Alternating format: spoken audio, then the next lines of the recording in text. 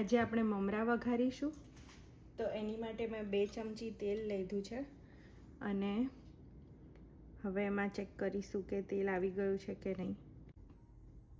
કે તો તેલ આવી ગયું છે ને હવે આપણે ગેસ એકદમ ધીમો કરી દઈશું, લાઈક સ્લો ટુ મીડિયમ ફ્લેમમાં, અને કરી થોડી હિંગ. અને હવે મેં આ મમરા લીધા છે, કોલ્હાપુરી મમરા.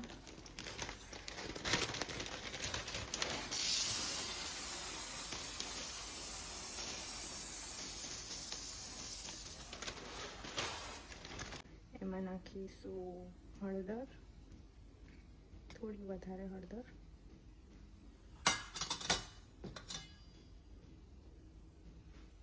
લાલ મરચું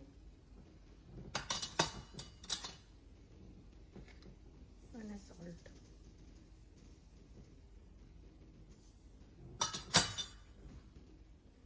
અને હવે મિક્સ.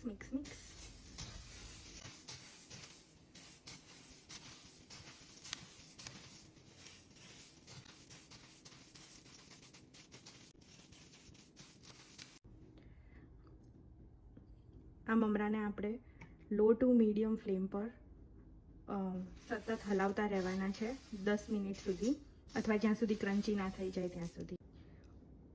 તો 10 મિનિટ થઈ ગઈ છે અને લાગે છે મમરા ક્રિસ્પી થઈ ગયા છે, તો આપણે ટ્રાય કરી જોઈએ.